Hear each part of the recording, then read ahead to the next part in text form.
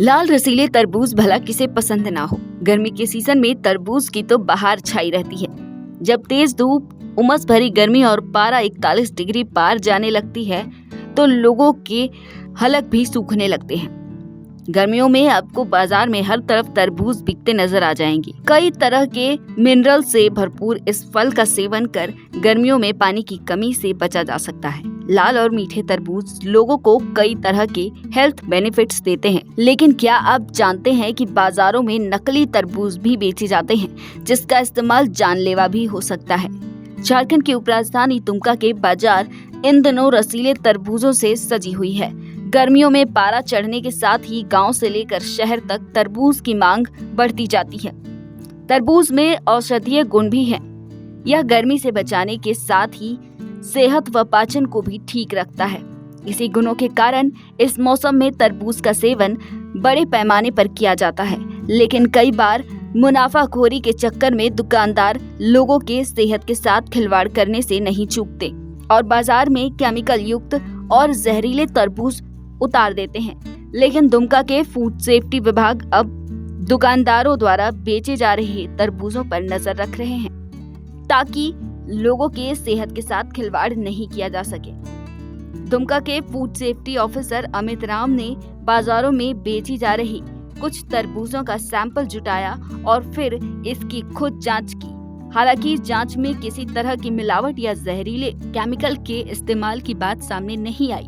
Food safety officer ने लोगों से अपील करते हुए कहा कि अगर किसी भी शख्स को लगे कि मिलावटी या जहरीला तरबूज या फिर कोई अन्य खाने की वस्तु बेची जा रही है तो लोग बेझिझक उनसे संपर्क कर उसकी जांच करवा सकते हैं। कुछ दिनों से हमें लोगों से ये शिकायत मिल रही थी कि जो भी तरबूज वगैरह या फिर जो भी सब्जियां, हरी सब्जियां हैं, उसमें आर्टिफिशियल कलर मिला के बाजार में बेचा जा रहा है। इसको लेके हम लोगों ने मोबाइल फूड टेस्टिंग लैब मंगवाया है यहाँ पे दुमका में, और 6 जगह से हम लोगों ने तरबूज के सैंपल उठाए हैं और तरबूज के सैंपल हम लोगों ने जाँच किया। जाँच में किसी भी तरह का कोई भी आर्टिफिशियल कलर हमें अब तक नहीं पाया गया। साथ में 2 सब्जी भी थे हमारे पास, जिसमें एक करेले का था, एक हमारा परवल था, उससे भी किसी भी तरह का आर्टिफिशियल कलर ऐड नहीं हुआ है।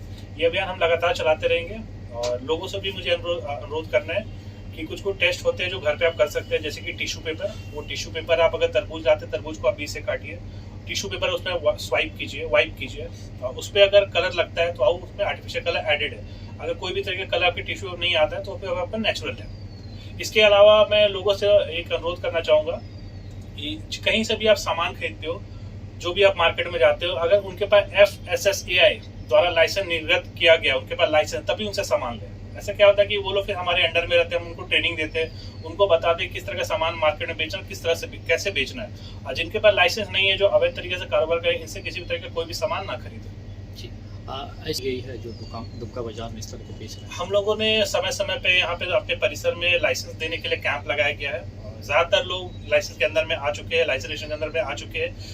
करीब 3,500 से ज़्यादा लोग हैं जो लाइसेंस रजिस्ट्रेशन मिला के हमारे दुमका शहर में। बाकी रोज़ नए नए बिजनेस खुलते हैं। बहुत सारे लोग हैं जिनको इसके बारे में जानकारी भी नहीं होती है।